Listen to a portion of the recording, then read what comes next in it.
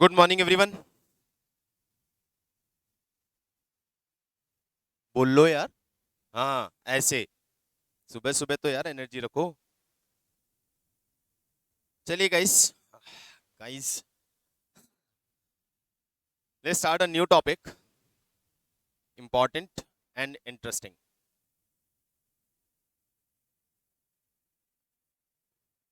Cash flow statement.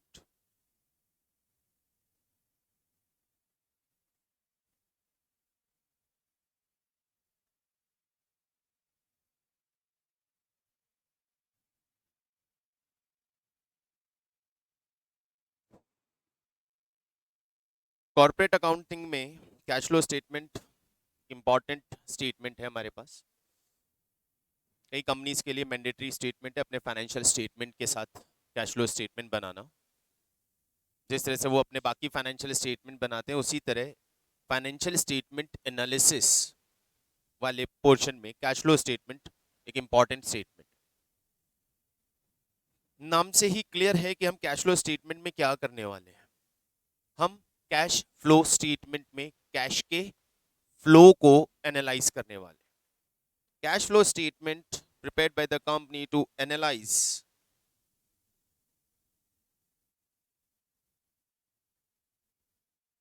flow of cash, flow of cash, movement of cash, and flow and movement of cash का मतलब inflow and outflow of cash।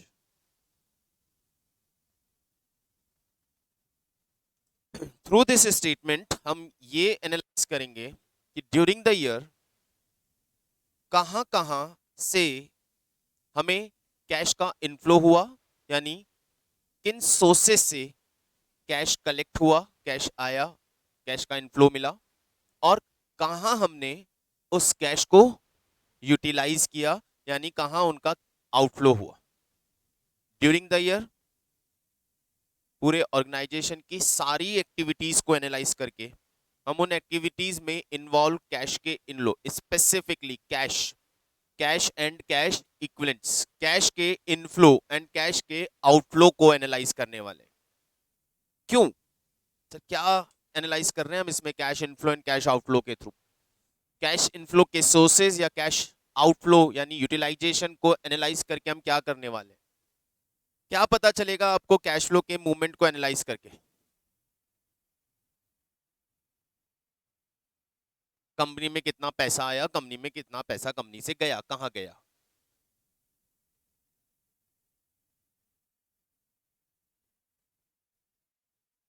बचा कितना हो तो बेटा easily पता चल जाएगा, कैश का क्लोजिंग बैलेंस देख ले, पता चल जाएगा बचा कितना।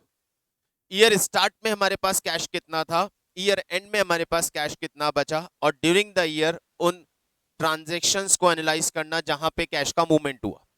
कैश के मूवमेंट को या कैश के फ्लो को एनालाइज करना इसलिए इंपॉर्टेंट है, सिंपली एक चीज सोचिए, फाइनेंस भी हम पैरेलली पढ़ रहे हैं। बिजनेस में फंड्स या कैश के अरेंजमेंट के सोर्सेस, मेन सोर्स क्या होना चाहिए बिजनेस में कैश अरेंज करने का?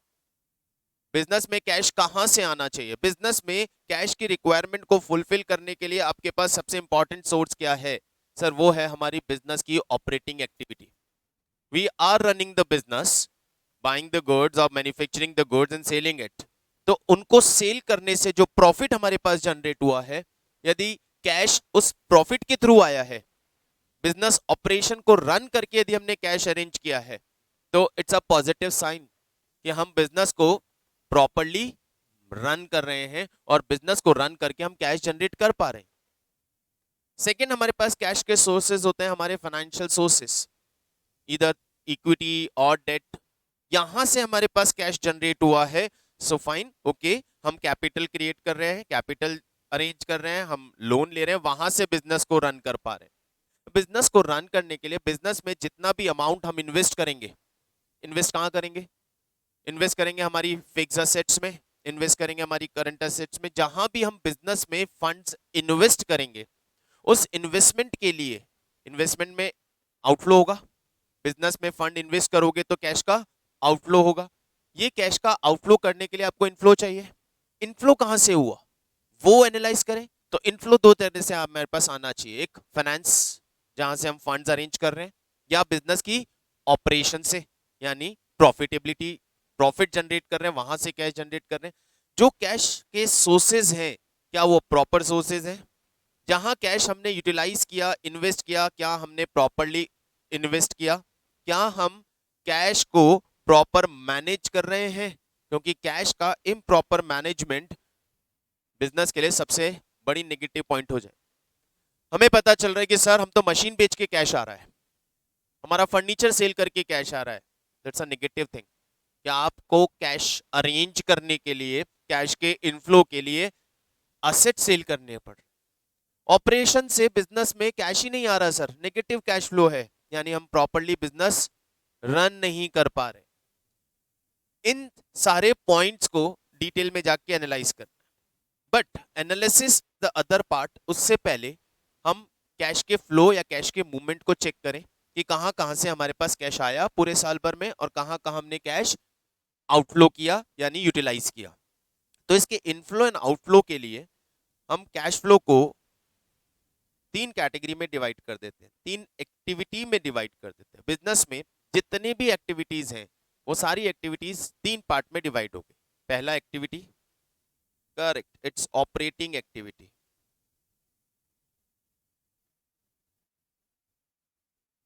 Second, investing activity. Third, financing activity.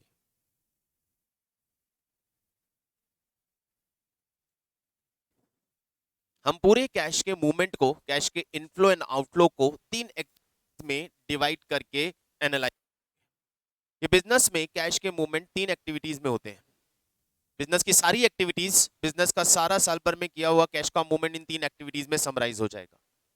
Operating activity का मतलब purchasing of goods, manufacturing of goods, payment of expenses, selling of goods, यानी ये पूरा बिजनेस ऑपरेशन हो गया। इन शॉर्ट यूं कह दें कि इन सारे बिजनेस ऑपरेशन एक्टिविटी के थ्रू हमारे पास नेट में आउटकम क्या आता है, प्रॉफिट।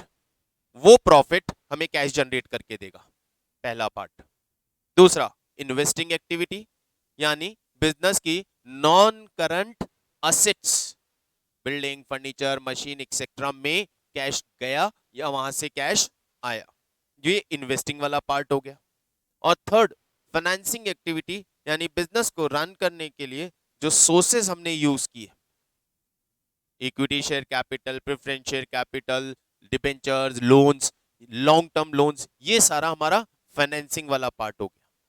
इन सभी को मिला के हमारे पास कैश का मूवमेंट एनालाइज हो जाए। इन शॉर्ट यदि इसको ऐसे समझें कि मेरे पास एक बैलेंस शीट है, मैं इस बैलेंस शीट को मेजर हेड्स में डिवाइड कर देता हूं।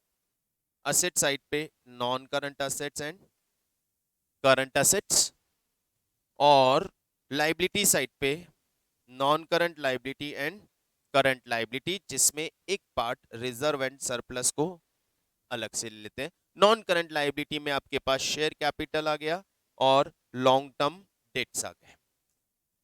ये हो गई पूरी बैलेंस शीट, ये पूरी बैलेंस शीट आ गई हमारे पास।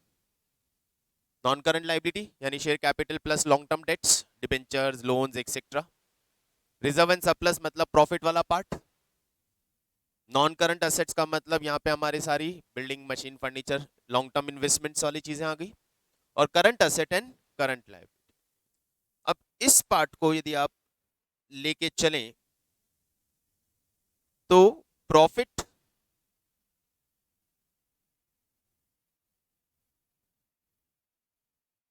Profit, current liability, current asset, ये तीनों मिला के हमारा बनता है ऑपरेशन, ये बनता है हमारा business operation. Reserve and surpluses यानी profit, current asset and current liability, ये बना के बनता है हमारा बिजनेस ऑपरेशन। रॉ मटेरियल खरीदेंगे, क्रेडिटर्स आएंगे, करंट लायबिलिटी। इन्वेंट्री, इन्वेंट्री बची है हमारे पास, क्लोजिंग स्टॉक बचा है, करंट असेट। गुड्स सेल किए, क्रेडिट में सेल किए, डेटर्स क्रिएट हुए, करंट असेट। बिजनेस ऑपरेशन से प्रॉफिट कमाया है, रिजर्व एंड सरप्लस, ये तीनों मिला के, बैलेंस शीट के तीन कंपोनेंट मिला के आपको ऑपरेशनल एक्टिविटी के थ्रू कैश के इनफ्लो एंड आउटफ्लो को एनालाइज करके दे देंगे। बिजनेस में इन्वेस्ट कहां कर रहे हैं? नॉन करंट एसेट्स में। ये आपकी इन्वेस्टिंग एक्टिविटी बता देगा और ये आपको बता देगा आपकी फाइनेंसिंग एक्टिविटी। सिंपली हमने अपनी पूरी बैलेंस शीट को तीन पार्ट में डिवाइड कर दिया। इन तीन एक्टिविटी के थ्रू ही हमारी ये पूरी बैलेंस शीट जनरेट हो रही है। ऑपरेशन यानी प्रॉफिट, और प्रॉफिट के साथ क्रिएट होने वाली current liability and current assets, ये सब बिजनेस ऑपरेशन का पार्ट है। ऑपरेशनल एक्टिविटी परफॉर्म होगी तो वर्किंग कैपिटल की जरूरत पड़ेगी। वर्किंग कैपिटल क्यों आ रही है? बिजनेस ऑपरेशन को मैनेज करने के लिए। तो बिजनेस ऑपरेशन में आ गया current asset, current liability and profit. Funds invest कहां होते हैं? लॉन्ग टर्म असेट्स में, नॉन करंट असेट्स में। तो वो नॉन करंट असेट्स यानी बिल्डिंग, फर्नीचर, मशीन एक्सेट्रा, ये सब हो गई आपकी इन्वेस्टिंग वाला पार्ट। और इसके इन्वेस्टमेंट के लिए फंड रेट जनरली हम कहां से करते हैं? सोर्सेस से, लॉन्ग टर्म सोर्सेस से, जिसमें आता है share capital and long term debts. वो हो गया आपका फाइनेंसिंग वाला पार्ट। एक प्रोसीजर ऐसा क्रिएट करके दे रहा हूं कि याद नहीं करना है कि कौन सी चीज कहां जाएगी। आपको सिर्फ एक चीज अंडरस्टैंड करनी है, इस बैलेंस शीट को माइंड में रखना है कि हमने ऑपरेशन में क्या लिया? करंट असेट, करंट लायबिलिटी और प्रॉफिट, ये हमने ऑपरेशन में लिया। हमने इन्वेस्टिंग एक्टिविटी में क्या लिया? सर नॉन करंट असेट वाला पार्ट। अब नॉन करंट असेट में कहीं भी कैश गया है और कैश आया है, ये कैश का आउटफ्लो और कैश का इनफ्लो, ये नॉन करंट असेट वाले पार्ट में चला गया। नॉन करंट लायबिलिटी ये हमारी फाइनेंसिंग वाली पार्ट है। Financing non current liability, shares और डिबेंचर्स और लॉन्ग टर्म लोन से रिलेटेड कोई भी कैश मूवमेंट हुआ, वो सारे कैश मूवमेंट कौन सी एक्टिविटी की कैश मूवमेंट है? Financing activity.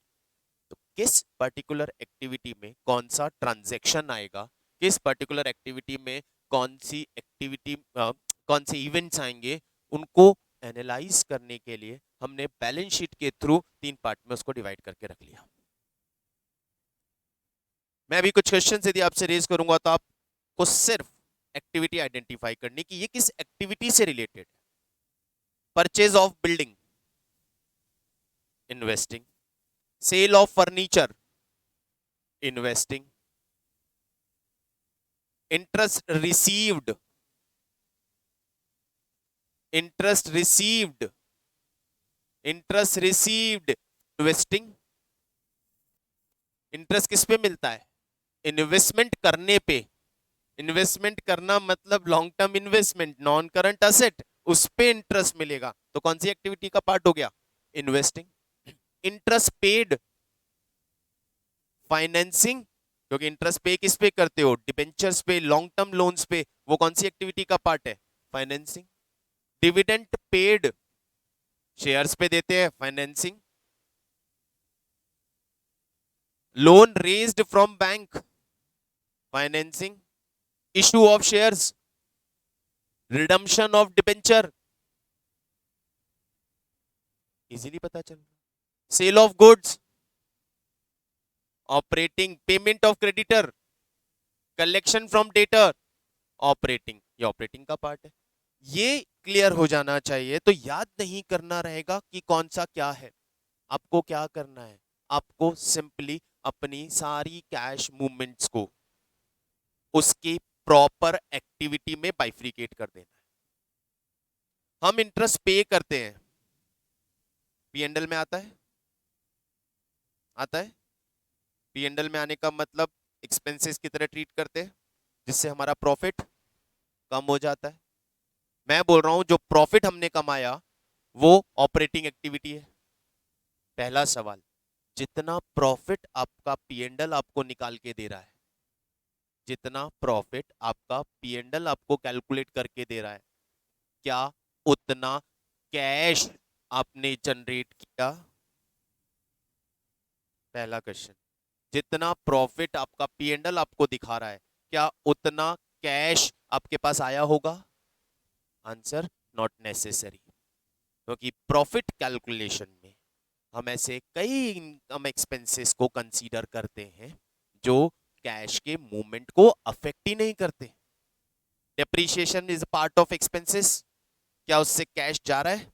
नो, फिर भी प्रॉफिट तो कम हो रहा है। सर मैं आपको बोल रहा हूं मैंने 1 लाख का प्रॉफिट कमाया, क्या मैं ये बोल सकता हूं कि 1 लाख रुपए का cash through operating activity generate हुआ है? नहीं, नॉट श्योरली। 1 लाख का आपने प्रॉफिट कमाया, लेकिन क्या एग्जैक्टली वही 1 लाख रुपए कैश भी मिला है? Not necessary. क्यों? सर इस प्रॉफिट को कैलकुलेट करने में हमने ऐसे कुछ एक्सपेंसेस डाल दिए हैं जिनसे प्रॉफिट तो कम हो गया लेकिन कैश नहीं गया। इफ आई से कि इस 1 लाख के प्रॉफिट को जनरेट करने में, कैलकुलेट करने में 20,000 रुपीज का डेप्रीशिएशन भी माइनस किया हुआ है, तो 20,000 रुपीज से प्रॉफिट कम हो गया होगा, लेकिन क्या कैश कम हुआ? नहीं। तो प्रॉफिट कितना होना चाहिए? 1,20,000, क्योंकि आपने 20,000 वो एक्सपेंस माइनस किया है जो एक्सपेंस तो है, प्रॉफिट को कम तो करेगा लेकिन कैश को कम नहीं करेगा। मैं इस चैप्टर को आपको अब अपने पहले पढ़ा हुआ है 12th क्लास में, मैं उस तरीके से नहीं बताने, क्योंकि हमें यहाँ पे इसको बहुत कॉन्सेप्चुअली समझना पड़ेगा कि हमें कर क्या रहे हैं। इफ आई विल से कि मैं आपको स्टेटमेंट दे देता हूं ये प्लस होगा ये माइनस होगा, नहीं, काम नहीं चलने वाला हमारा। तो क्या प्रोफेशनल लेवल पे बात कर रहे हैं तो हमें उस प्लस माइनस का सबका क्लियर रीजन चाहिए। प्रॉफिट मेरे पास आया, पी एंडल से प्रॉफिट निकल के आया, मुझे प्रॉफिट नहीं चाहिए, मुझे कैश प्रॉफिट चाहिए, क्योंकि हम क्या एनालाइज कर रहे हैं? Cash flow. हम ये अज्यूम करके चल रहे हैं कि ऑपरेशन से कैश आता है, और ऑपरेशन से मतलब यानी प्रॉफिट से कैश आता है, लेकिन जो प्रॉफिट आप पी एंडल से कैलकुलेट करके लाए, क्या उतना ही कैश आया? आंसर रहता है नो। क्यों? क्योंकि सर उस प्रॉफिट को कैलकुलेट करने में हमने कई ऐसे एक्सपेंसेस माइनस किए हुए हैं जिनसे कैश माइनस नहीं हुआ है।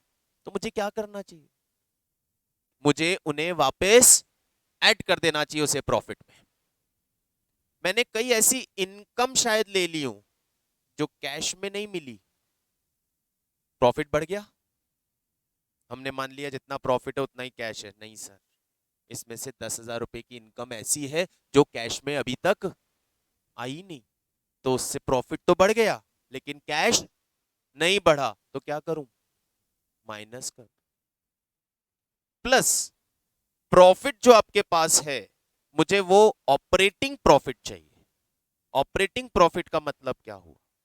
3 अलग एक्टिविटी बना दी ना, लेकिन मुझे सिर्फ ऑपरेटिंग पार्ट ऑफ प्रॉफिट चाहिए। ऑपरेटिंग का मतलब क्या हुआ? जो हमने बिजनेस ऑपरेशन से कमाया।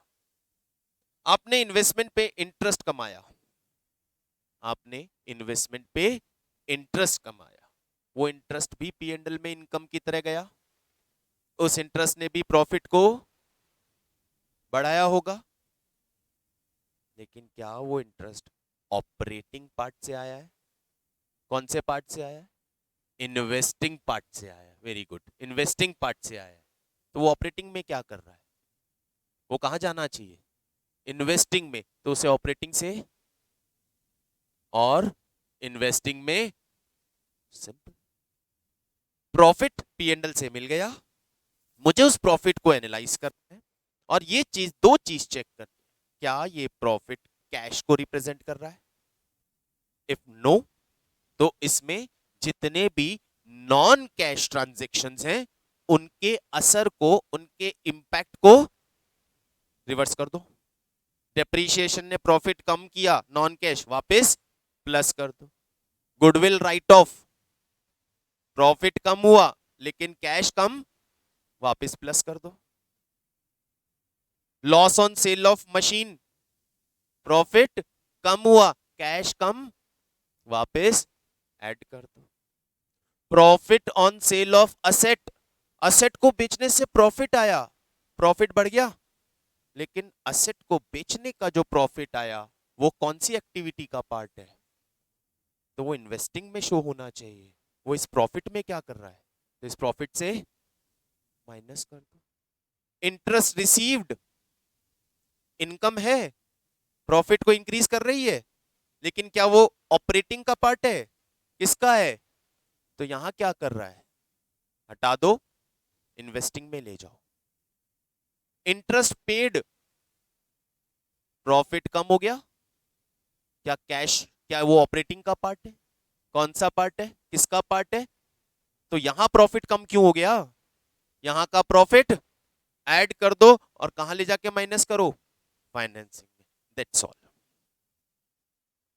ये एक माइंडसेट, बस ये क्लैरिटी चाहिए। हम जब ऑपरेटिंग एनालाइज कर रहे हैं, हम जब ऑपरेटिंग एक्टिविटी से कैश का मूवमेंट चेक कर रहे हैं, तो हमारी पहली अजम्पशन हम ये लेके चल रहे हैं कि जितना पी&एल से नेट प्रॉफिट आया, वो नेट प्रॉफिट मेरा cash generated through operating activity है। बट फिर जैसे हम उस प्रॉफिट के अंदर गए तो हमें दो चीजें पता चली। पहली, इसमें इस प्रॉफिट की कैलकुलेशन में एक्सपेंसेस या इनकम हो सकते हैं तो कैश में नहीं है, या इस ऑपरेटिंग एक्टिविटी का पार्ट ही नहीं है, तो उनके इंपैक्ट को इस प्रॉफिट में से हटा देना है और उनको उनकी सही जगह पे पहुंचा देना है। यदि वो इन्वेस्टिंग को बिलोंग करते हैं तो यहां से निकाल के उन्हें इन्वेस्टिंग में पहुंचा दें। यदि वो फाइनेंसिंग को बिलोंग करते हैं, यहां से निकाल के उन्हें फाइनेंसिंग में पहुंचा, तो अब हमें वो प्रॉफिट मिलेगा जो ऑपरेशनल एक्टिविटी से बना हो और जितना उस प्रॉफिट ने कैश भी जनरेट किया हो। मेरी बात समझ में आई? लेके चलता हूं।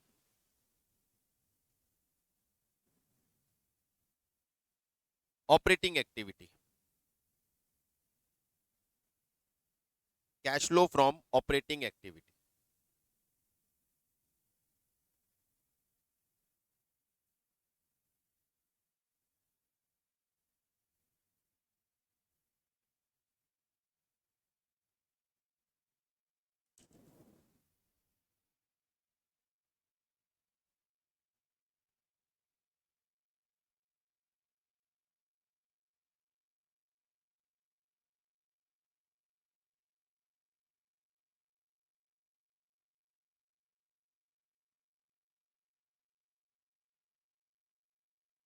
Indirect method, cash flow from operating activity, पहले इनडायरेक्ट मेथड। इनडायरेक्ट मेथड क्या होता है?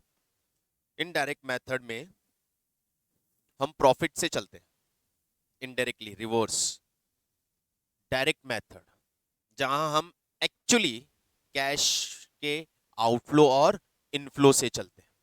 माल खरीदा, कैश गया, आउटफ्लो। वेजेस पे की, कैश गया, आउटफ्लो में डाल दो। सेल की, कैश आया, इनफ्लो में डाल दो। ये डायरेक्टली जा रहे हो। इनडायरेक्टली, सर ये परचेज, सेल, एक्सपेंसेस, इन सब का नेट निकाल के ले आए हम, क्या?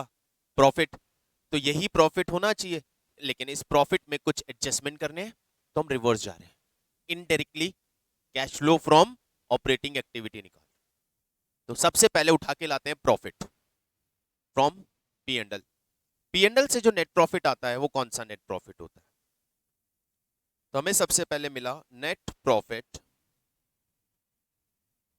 After tax. मैं हर पॉइंट यहां जो लिख रहा हूं, it is sort of statement. मैं हर पॉइंट लिख रहा हूं, उसका लॉजिक डिस्कस करते हुए चलेंगे। रीजन ये है, नेट प्रॉफिट आफ्टर टैक्स।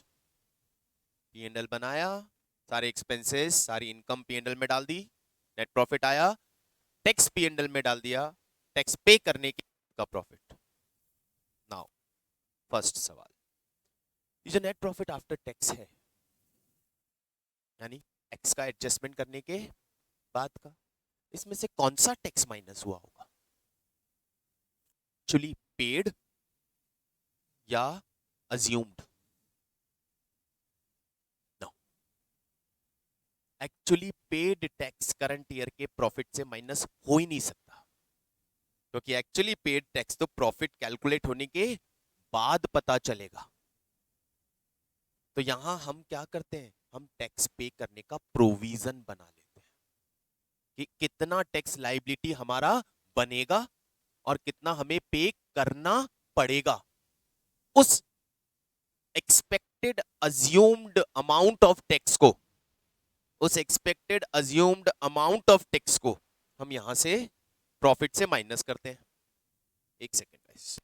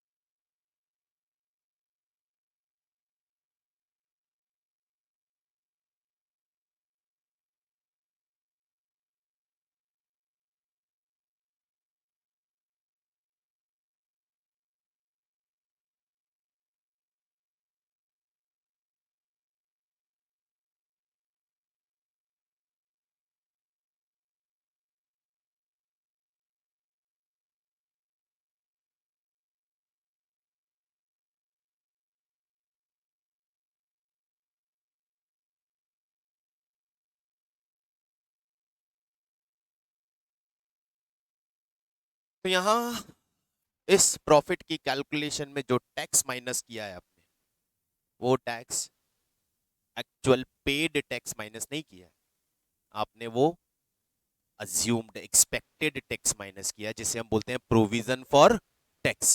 तो इस प्रॉफिट तक पहुंचने में हमने प्रोविजन फॉर टैक्स माइनस किया है, not the actual tax paid. हम तो कैश कैलकुलेशन कर रहे हैं ना, तो इसमें से जो प्रोविजन फॉर टैक्स माइनस हुआ है, क्या उससे कैश कम हुआ है? इसमें प्रॉफिट में से जो प्रोविजन फॉर टैक्स माइनस हुआ है, क्या उससे कैश कम हुआ है? नहीं सर, कैश तो एक्चुअल टैक्स पेड से कम होगा। प्रोविजन से टैक्स, प्रोविजन ऑफ टैक्स से कैश थोड़ी कम हो जाएगा। मुझे कहां पहुंचना है? कैश पे। तो जिस चीज से कैश कम ही नहीं हुई है, वो चीज माइनस क्यों हुई है? वो माइनस नहीं होनी चाहिए, उन्हें वापस ऐड करो। बोले sir provision for tax add कर दीजिए।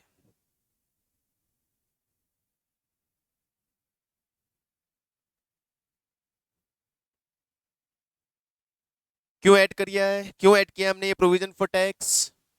रीजन चाहिए, मैं कोई स्टेटमेंट पे नहीं जाना चाहता। क्योंकि एक्सपेंस कैश में हुआ ही नहीं, ये तो अज्यूम्ड है, कैलकुलेटेड है। तो ये क्यों माइनस हुआ है? इसने कैश को कम नहीं किया, प्रॉफिट कम किया है, लेकिन कैश कम। मैं क्या मान के चल रहा हूं कि ये जो प्रॉफिट आया है ना, मेरा नेट प्रॉफिट आफ्टर टैक्स, इतना ही मेरा कैश भी आया है। तो पहली गलती पता चली क्या, कि सर इसमें से प्रोविजन फॉर टैक्स माइनस हुआ है, जो कि एक्चुअली कैश को कम। वापस ऐड कर दो।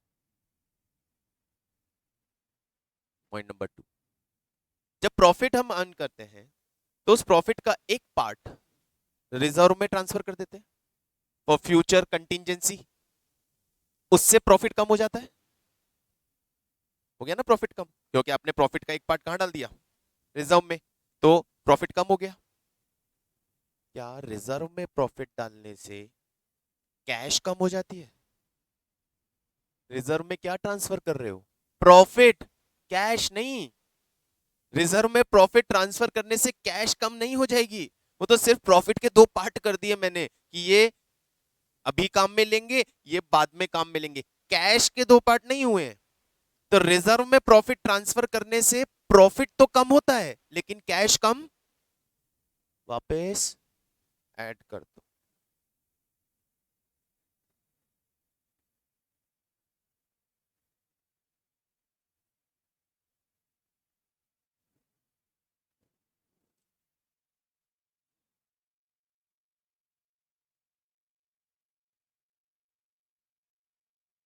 Transfer to reserve. ठीक है, एक और चीज करते हैं। प्रॉफिट कैलकुलेट होने के बाद प्रॉफिट का एक पार्ट शेयर होल्डर को डिविडेंड की फॉर्म में डिस्ट्रीब्यूट किया जाता है। डिविडेंड देंगे तो प्रॉफिट कम हो जाएगा। क्या डिविडेंड देने में कैश गई है? हाँ, डिविडेंड में तो कैश दी है सर, तो प्रॉफिट भी कम हुआ है और कैश भी। लेकिन वो जो कैश कम हुई है ना डिविडेंड देने में, वो फाइनेंसिंग का पार्ट है, ऑपरेटिंग का नहीं। तो ऑपरेटिंग का कैश क्यों कम कर रहे हो? ऑपरेटिंग का कैश तो कम नहीं होना चाहिए, इसलिए वापस ऐड कर दो।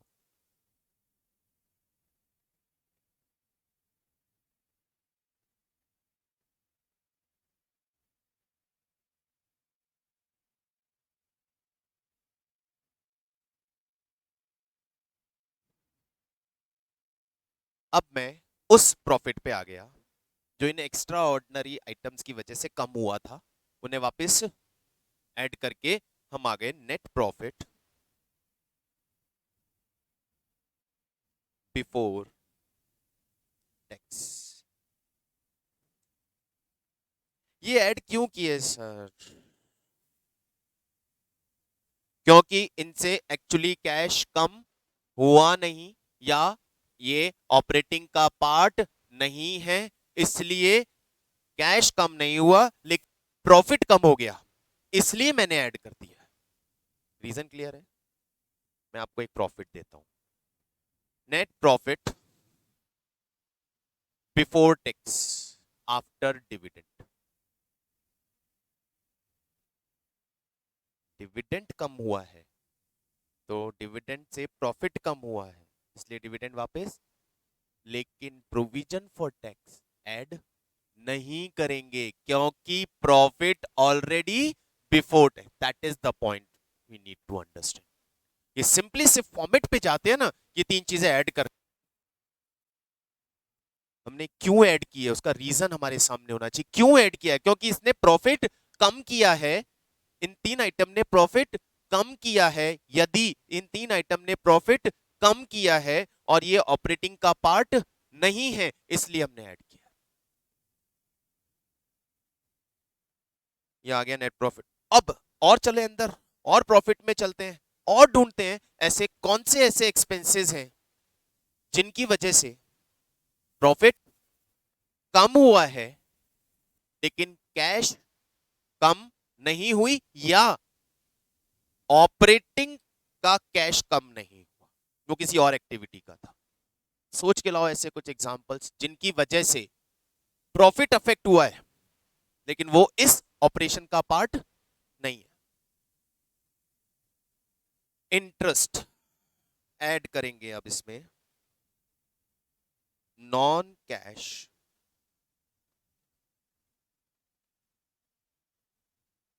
नॉन ऑपरेटिंग एक्सपेंसेस यदि उसे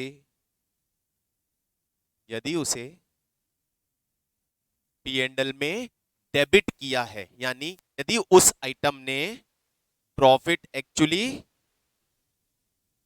कम किया है। ऐसे कौन से आइटम हैं, सोच के बताएं, सोचिए।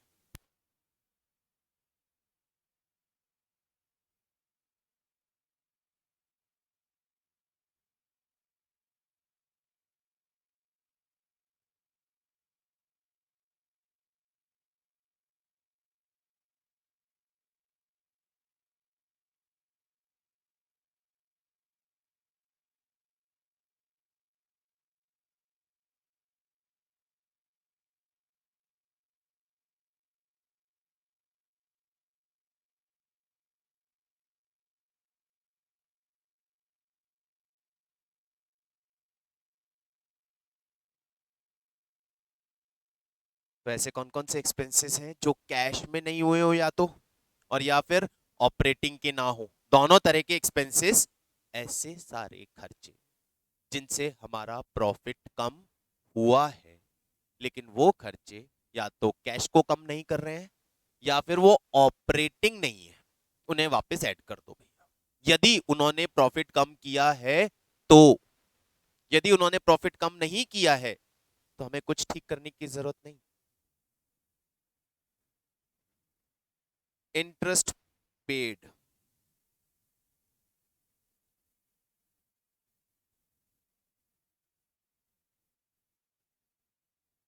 डेप्रीसिएशन क्यों,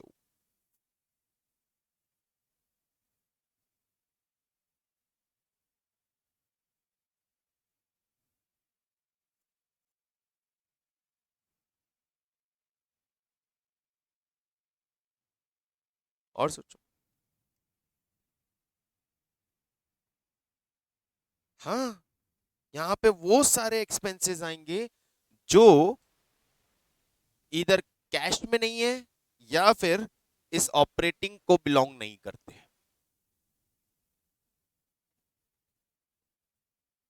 loss on sale of asset, expense की बात हो रही है, correct.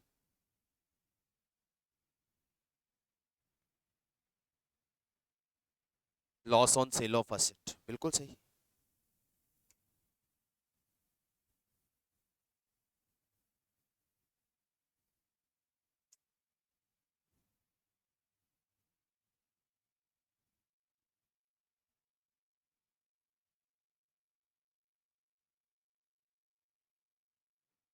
Loss on sale of investment, हाँ बिल्कुल, असेट आ गया तो वो सब कुछ आ गया उसमें, एक ही बात, करेक्ट है।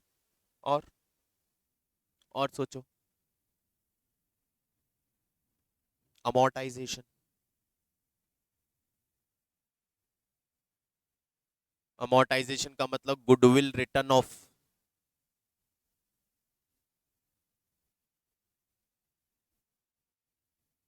यदि पीएनएल में गया है तो बिल्कुल आएगा, क्योंकि underwriting commission is again part of financing, not of operating. यदि अंडरराइटिंग कमीशन यहाँ हुआ है, आया है, डेबिट हुआ है, पीएनएल ने प्रॉफिट को उसने कम किया है, आएगा, फॉर श्योर आएगा। प्रीमियम ऑन रिडम्पशन,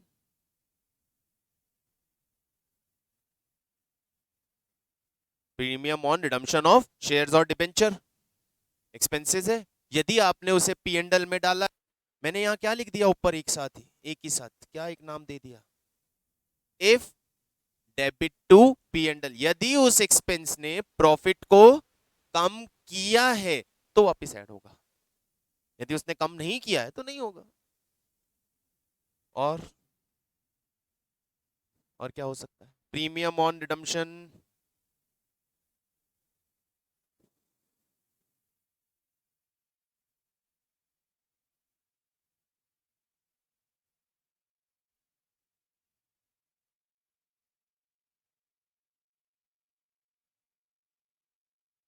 अमोर्टाइजेशन आ ही गया। और भी जैसे जैसे मिलते जाएंगे ले लेंगे, अभी के लिए लिस्ट तो बनानी नहीं है, हमें तो याद नहीं करने की क्या क्या आएगा, हमें सिर्फ समझ के चलना है। Less non cash, non operating income, if credit to PNL, वो सारी इनकम, वो सारे प्रॉफिट्स जो प्रॉफिट में क्रेडिट हो गए हैं, जिनने प्रॉफिट को इंक्रीज कर दिया है, लेकिन या तो कैश में इंक्रीज नहीं किया या ऑपरेटिंग का पार्ट नहीं है। Commonly interest and dividend received,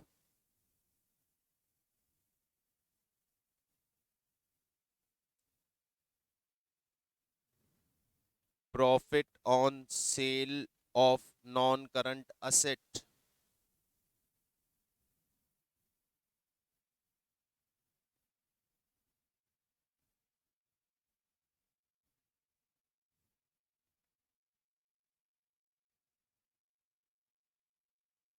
investment right of होता नहीं है बेटा, investment right of, investment right of का मतलब एक तरह से आपने इन्वेस्टमेंट सेल किया और उस पर लॉस हुआ,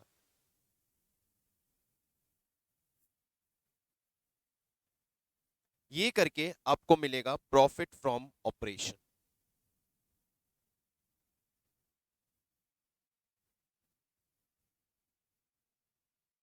यहां से आपको मिला प्रॉफिट फ्रॉम ऑपरेशन।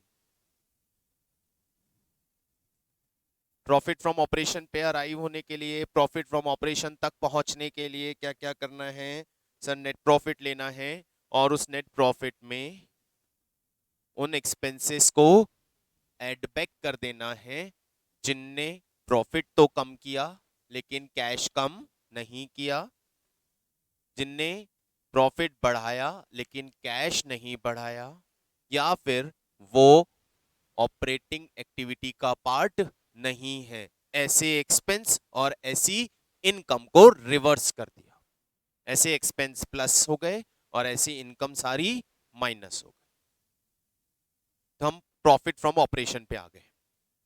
ये है हमारा ऑपरेटिंग प्रॉफिट। अब फिर एक सवाल, अच्छा इतना तो कैश आया होगा ना ऑपरेशन से, ये जो प्रॉफिट फ्रॉम ऑपरेशन आया है इतना तो कैश आया होगा ना ऑपरेशन से। हमारा फोकस किस पे है, प्रॉफिट पे नहीं, कैश पे। तो सर यहाँ एक गड़बड़ है। क्या गड़बड़ है सर? सेल जितनी भी की वो इस प्रॉफिट में है, लेकिन सारी सेल कैश में हुई होगी ये जरूरी? क्रेडिट सेल भी तो हुई होगी, और क्रेडिट सेल पे मिलने वाला प्रॉफिट भी इसमें होगा, लेकिन उतना कैश तो आया ही नहीं। परचेज जितनी भी हुई सारी इसमें है, लेकिन परचेज क्रेडिट में भी तो हुई होगी। तो आपने पूरी परचेज ले ली, जबकि आपको लेना चाहिए था क्रेडिटर का पेमेंट। आपने पूरी सेल ले ली, जबकि आपको लेना चाहिए था डेटर्स का कलेक्शन।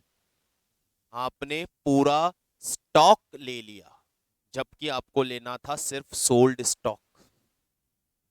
आपने सारे एक्सपेंसेस डाल दिए, जरूरी तो नहीं है सारे एक्सपेंसेस आपने पे कर दिए, कुछ आउटस्टैंडिंग भी तो हो सकते हैं, लेकिन हमने तो सारे एक्सपेंसेस पी एंडल वाले लिए।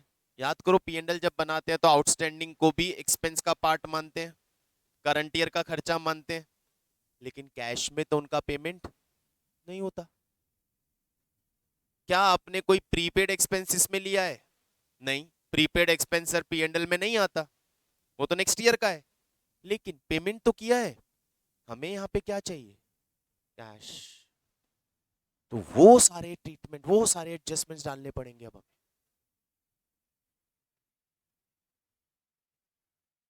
ये प्रॉफिट फ्रॉम ऑपरेशन आ गया, adjustment for change in working capital.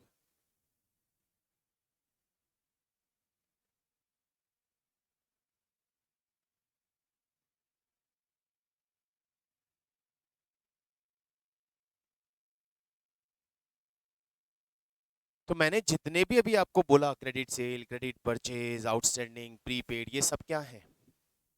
Current assets या current liabilities.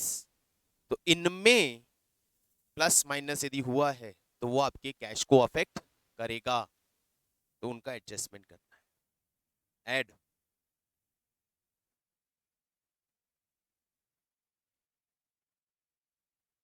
Increase in current liability,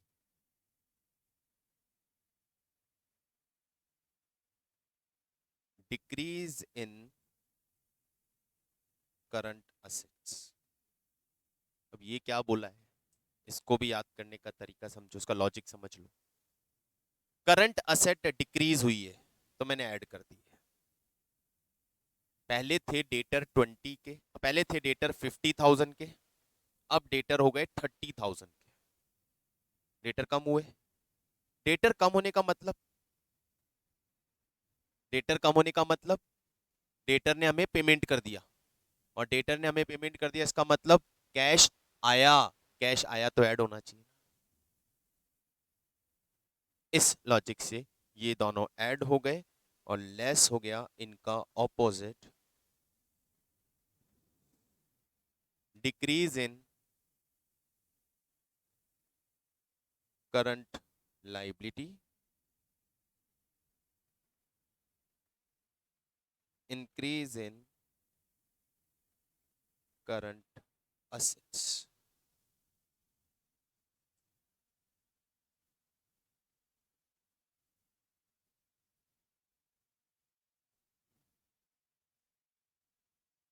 यहां तक पहुंचने में लॉजिक क्लियर है?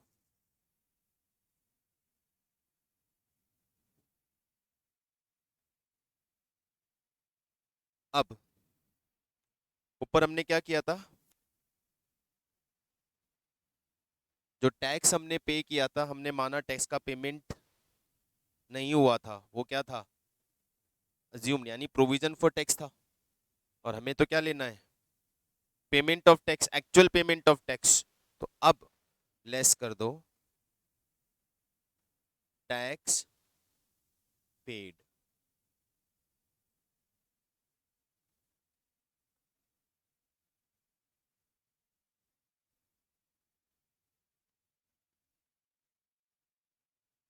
Finally you will get cash flow from operating activity.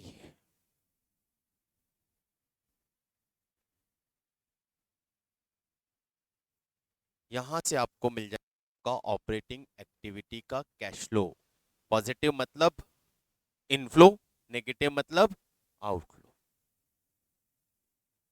और भी कई पॉइंट्स आएंगे इनमें, मैं सिर्फ बेसिक बेसिक ले रहा हूँ। कई चीज़ों के एडजस्टमेंट्स आएंगे, तो वो एडवांस एडजस्टमेंट्स को अलग से डील करेंगे। Like provision for bed date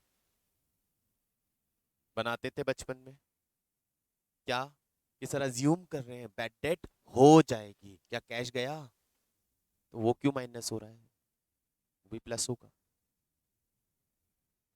loss of goods by fire,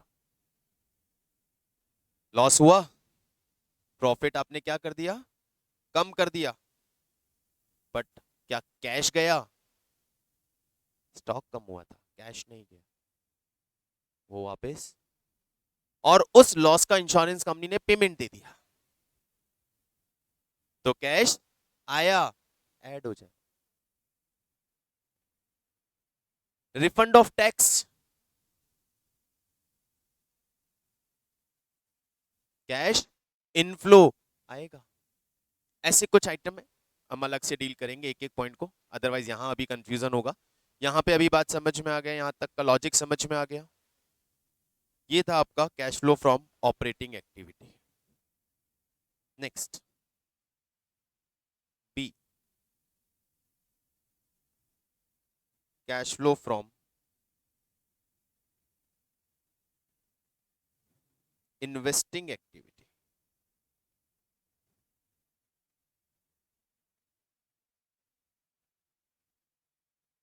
investing activity के कंपोनेंट लाइए और बताइए कहां कहां कैश इन्वेस्टिंग एक्टिविटी से आता है और कहां कहां कैश इन्वेस्टिंग एक्टिविटी में जाता है। दिमाग में रखिएगा, non current assets, balance sheet का वो नॉन करंट असेट वाला पार्ट, और अब उसको सोचिए इसमें कौन कौन है। इसमें आपकी सारी फिक्स असेट्स है, building, machine, furniture, investments, long term investments, ये सब है। अब इनमें सोचिए कैसे कैश आता है और कहां कैश जाता है। Sale of non current asset, cash आएगा।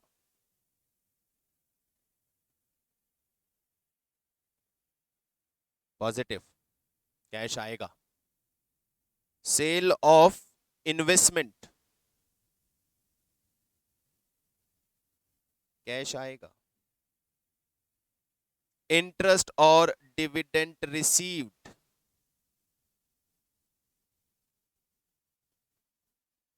कैश आएगा।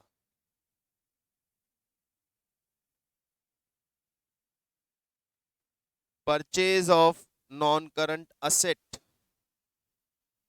कैश जाएगा। परचेज ऑफ इन्वेस्टमेंट, कैश जाएगा।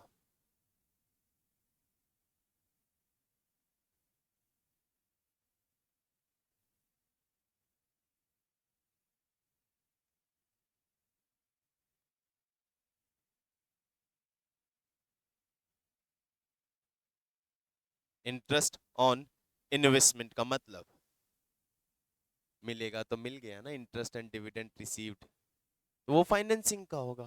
इंटरेस्ट पे करोगे तो लोन पे करोगे, तो वो फाइनेंसिंग का पार्ट होगा। आप कुछ बोले। Repair of asset, operational part है,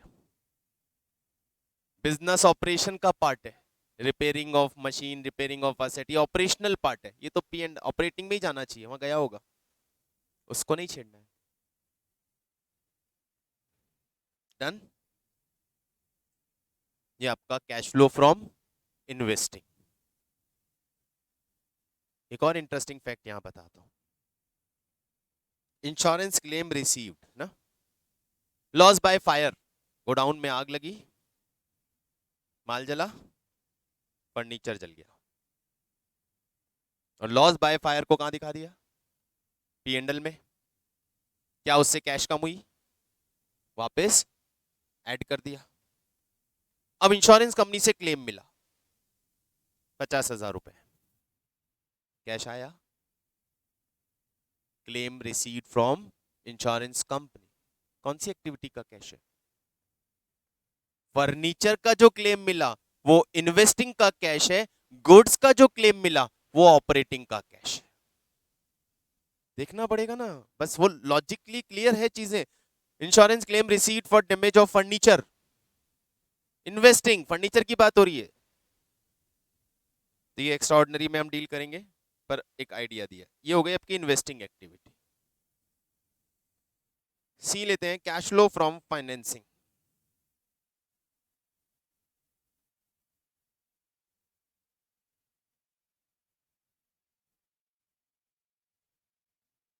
देखो मैं यहाँ फॉर्मेट आपको बता रहा हूँ, ये फॉर्मेट के लिए नहीं बता रहा हूँ, ये फॉर्मेट याद करना है इसलिए बता रहा हूँ, मैं सिर्फ एक आइडिया दे रहा हूँ, क्योंकि इन चीज़ों की कैलकुलेशंस तो depend on situation, questions, informations, क्या आएगा क्या नहीं आएगा, तो उनको अब एक एक करके डील करेंगे। कैश फ्लो फ्रॉम फाइनेंसिंग, सोचिए फाइनेंसिंग का मतलब दिमाग में कौन आ रहा है? शेयर कैपिटल और डिबेंचर्स और लॉन्ग टर्म लोन, वो दिमाग में रखिए, और उसको दिमाग में रख के सोचिए कहां से कैश आता है और कहां कहां कैश जाता है। Issue of shares, issue of shares and debenture, यहां से कैश आएगा।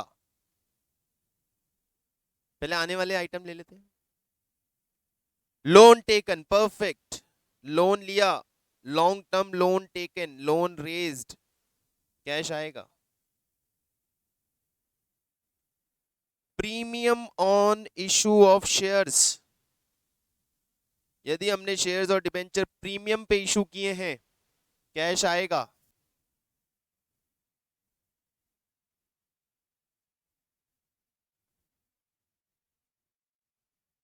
डिस्काउंट में कैश इन्वॉल्व नहीं होता। 100 रुपए की चीज 90 रुपए में इशू करोगे तो कैश कितना आएगा?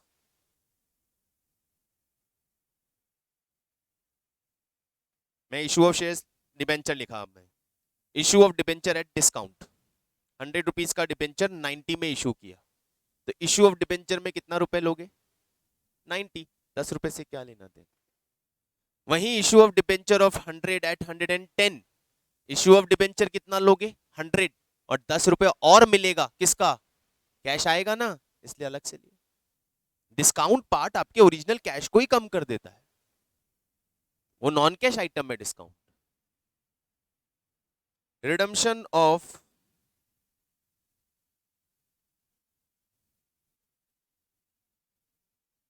Shares and debenture,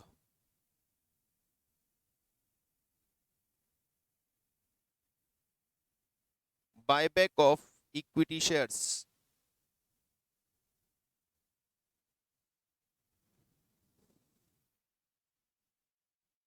loan repaid,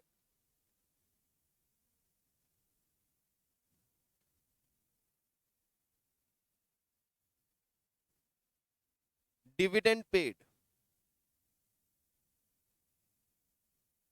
interest paid,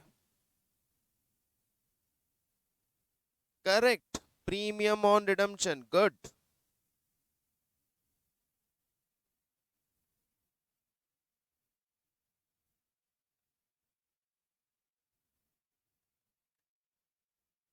correct, bank overdraft is kind of loan, तो बैंक ओवरड्राफ्ट इंक्रीज और डिक्रीज। बैंक ओवरड्राफ्ट यदि इंक्रीज होता है तो लोन टेकन वाला पार्ट हो गया, बैंक ओवरड्राफ्ट डिक्रीज होता है तो लोन रीपेड वाला पार्ट हो गया। तो जहां लोन टेकन है वहां पे आप लिख सकते हैं इंक्रीज इन बैंक ओवरड्राफ्ट, और लोन रीपेड में आप लिख सकते हैं decrease in bank overdraft.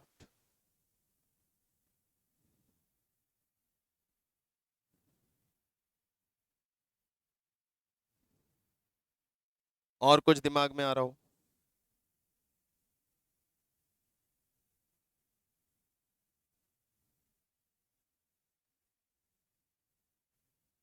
It's your cash flow from financing activity. अब तीनों एक्टिविटी से आपने कैश मूवमेंट एनालाइज कर लिया, तो हम लेंगे net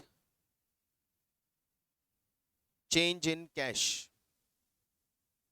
during the year cash में नेट चेंज कितना आया, या तो इंक्रीज हुआ होगा या decrease.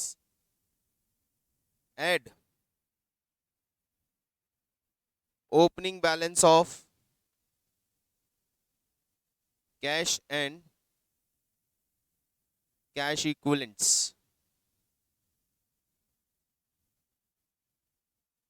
You will get closing balance of cash and cash equivalents.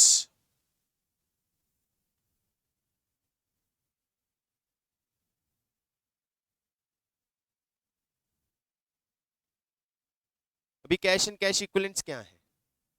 Cash तो पता है कैश क्या होता है, equivalents which can be converted in cash on spontaneous basis, immediate basis, like commercial paper, marketable securities, treasury bills, bank balance, ये सब cash का ही part है।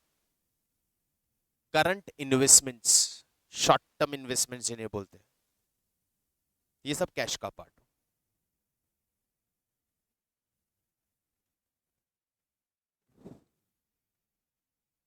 बेसिक फ्रेमवर्क दिमाग में रेडी हुआ कि क्या करने जा रहे हैं हम कैश फ्लो में। हम कैश फ्लो में कैश के इनफ्लो एंड आउटफ्लो यानी कैश के मूवमेंट को एनालाइज करने जा रहे हैं कि ड्यूरिंग द ईयर कहां कहां से कैश आया और कहां कहां कैश गया। उसके लिए हमने अपने सारे बिजनेस एक्टिविटीज को 3 कैटेगरी में डिवाइड कर दिया। One is operating activity, business operational part, investing and financing. Main problem operating में है, क्योंकि ऑपरेटिंग का कैश फ्लो निकालने के लिए इनडायरेक्टली हम प्रॉफिट से चल रहे हैं, और प्रॉफिट हमेशा कैश के इक्विवेलेंट होगा ये जरूरी नहीं। तो उसमें हमें कुछ एडजस्टमेंट्स करने हैं, कुछ प्लस माइनस करने हैं। क्या करने हैं वो हमने समझ लिया। वो सारी चीजें जो कैश में नहीं हुई, या वो सारी चीजें जो ऑपरेटिंग नहीं है, उन्हें उस प्रॉफिट में से रिवर्स कर दो, फिर वो जहां से बिलोंग करती है वहां पहुंचा दो। जैसे हमने इंटरेस्ट पेड वापिस ऐड कर दिया, क्योंकि इंटरेस्ट पेड में कैश आउटफ्लो तो होता है, लेकिन वो ऑपरेटिंग की वजह से नहीं, फाइनेंसिंग की वजह से। तो इसे तो हमने वापिस ऐड कर दिया, और फाइनेंसिंग जब कैलकुलेट किया तो इंटरेस्ट पेड यहां पे लेस कर दिया। कैश आउटफ्लो हुआ है, लेकिन सही जगह का आउटफ्लो दिखाओ, इसको गलत जगह बैठा है। तो इस तरह से ये सारा हम एक पूरा स्टेटमेंट ड्रॉ करेंगे। 2 मिनट आपको देता हूं, एक बार इसको पूरे स्टेटमेंट को, सारे कंपोनेंट्स को, सारे आइटम्स को एक बार रिवाइज कर लीजिए।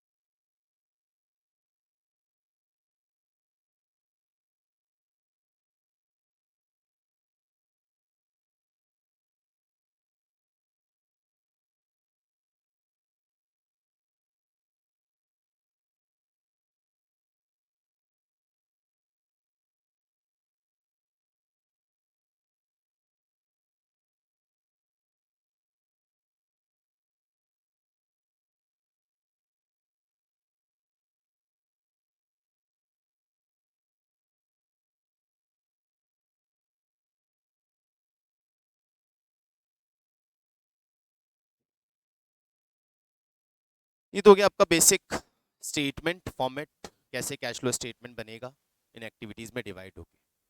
बट अब इसमें बहुत सारी चीजें हैं जो हमें कैलकुलेट करनी रहेंगी, जो डायरेक्टली आपको प्रोवाइड नहीं की जाएंगी कि ये डिप्रिसिएशन का अमाउंट है डाल दो, ये टैक्स पेड है निकाल लो, ये प्रोविजन फॉर टैक्स है, नहीं, हमें सारी कैलकुलेशंस करनी होगी। हमें ढूंढ के लाना पड़ेगा हर एक चीज को। हमारे पास क्वेश्चन में दो बैलेंस शीट्स आएंगे, एक प्रीवियस ईयर का, एक करंट ईयर का। हर उन दो बैलेंस शीट को हम कंपेयर करेंगे, एनालाइज करेंगे, उनके चेंजेस को अंडरस्टैंड करके कहाँ कैश का मूवमेंट हुआ है वो आइडेंटिफाई करें। मैं एक एक पॉइंट को लेके चल रहा हूँ, एक एक बैलेंस शीट के आइटम को लेके चलता हूँ और देखते हैं कि कैसे उन्हें आप कैसे इंटरप्रेट करेंगे, उसके चेंज को कैसे समझेंगे कि उसमें चेंज आया है तो उसका क्या रीजन रहा होगा। First number, share capital.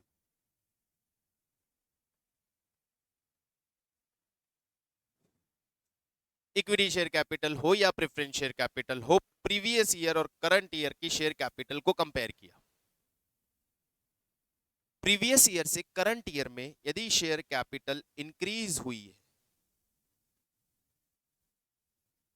तो क्या रीजन है इंक्रीज होने का? एक ही रीजन है, शेयर कैपिटल में यदि इंक्रीज आया है तो फॉर श्योर इशू हुआ है।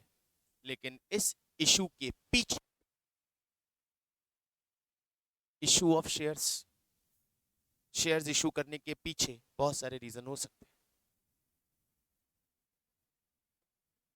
Issue against cash,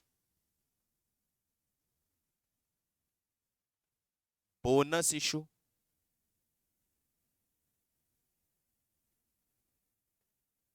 issue for purchase of assets,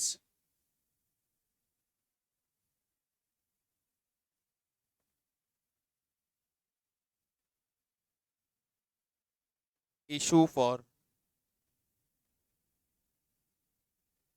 conversion of debenture। कई रीजन हो सकते हैं ना इशू होने के। इसॉप, तो वो तो इशू हो गया अगेंस्ट कैश, सौंप देंगे तो भी अगेंस्ट कैश होगा। या तो शेयर्स इशू हुए हैं कैश में, या शेयर्स बोनस में इशू हुए, या शेयर्स हमने असेट को खरीदने के लिए इशू किए, या शेयर्स हमने कन्वर्जन में, डिबेंचर के कन्वर्जन में इशू किया। और इन सब रीजन को देखें तो इन तीनों रीजन में कहीं भी कोई कैश का फ्लो नहीं हुआ है। हमें तो कैश का फ्लो चाहिए ना, तो कैश का फ्लो कब होगा? जब अगेंस्ट कैश होगा। सर हमें कैसे पता चलेगा कैसे इशू हुआ है? तो वो तो आपको गिवन होगा, वो तो बताना पड़ेगा उनको। सर नहीं बताया, खामोश हैं, उनकी खामोशी का मतलब issue against cash.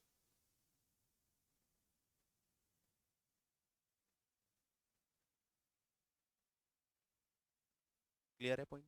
Simple point है। अब यदि इशू अगेंस्ट कैश नहीं है और बोनस इशू है तो सर इधर शेयर इंक्रीज हुए होंगे, उधर रिजर्व कम हुए होंगे, क्योंकि बोनस दिया होगा तो बोनस कहां से देते हैं? प्रॉफिट से, रिजर्व एंड सरप्लस से। तो यदि शेयर इशू किया है तो रिजर्व एंड सरप्लस कम किया होगा, पता चल जाएगा क्रॉस।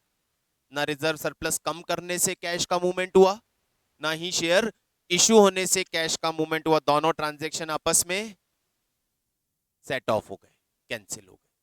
उन दोनों का ही कैश फ्लो पे असर, कैश फ्लो पे तब और सिर्फ तब असर पड़ेगा जब कैश मूवमेंट होगा।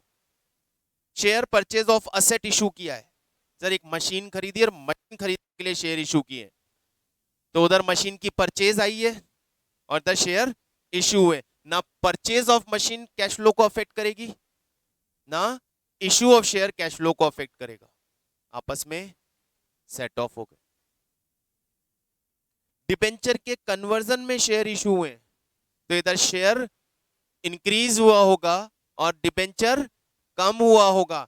Redemption of debenture, issue of share आपस में सेट ऑफ हो गए, दोनों में ही कैश का मूवमेंट नहीं हुआ। हमें कैश मूवमेंट ढूंढना है। इधर issue of shares for conversion of debenture का इंफॉर्मेशन दे दिया, उधर डिबेंचर कम दिख रहे हैं।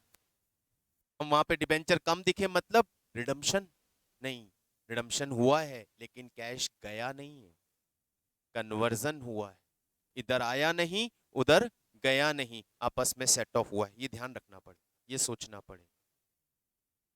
शेयर कैपिटल के बाद दूसरा पॉइंट है हमारा, अच्छा ये तो इंक्रीज की बात हुई ना, सिर्फ डिक्रीज की बात करते हैं, वैसे तो चांस रेयर ही होता है पर फिर भी।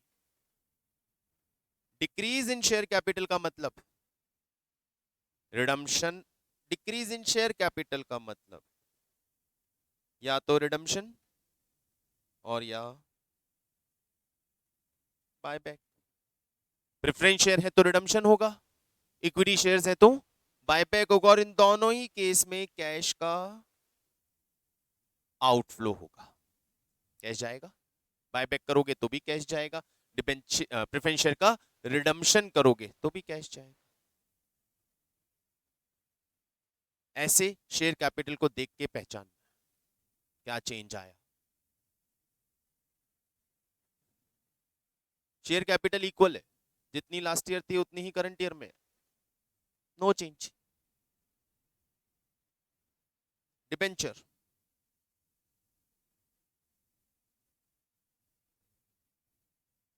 डिबेंचर के इंक्रीज का मतलब इशू ऑफ डिबेंचर, और डिबेंचर यदि इशू है इधर फॉर कैश या फिर अदर देन कैश, यहां होगा कैश का इनफ्लो और यहां कुछ नहीं।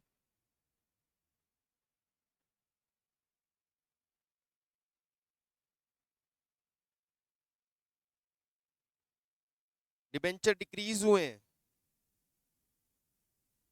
एक ही कारण हो सकता है, रिडम्पशन,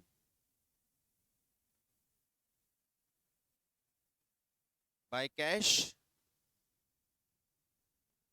बाय कन्वर्जन। दो तरह से रिडम्पशन होता है, कैश में रिडम्पशन हुआ है तो कैश का आउटफ्लो है, बाय कन्वर्जन हुआ है, ऊपर कैंसिल, ऊपर भी तो इशू ऑफ शेयर कन्वर्जन था उससे, और नीचे set off, no change in cash. ये मैंने आपको अभी सिर्फ 2 पॉइंट पे बात किया, शेयर्स एंड डिबेंचर। ऐसे ही हमारे पास जितने भी बैलेंस शीट के आइटम उन सब पे चलेंगे, एक एक को एनालाइज करेंगे और उनमें कैश के इनफ्लो एंड आउटफ्लो को एनालाइज करके उनका रीजन ढूंढ के लाएंगे और अपना कैश फ्लो का इंफॉर्मेशन निकालेंगे। तो आज एक फ्रेमवर्क डिजाइन हो गया, माइंडसेट बन गया। कंटिन्यू करते हैं नेक्स्ट क्लास में। Bye, thank you.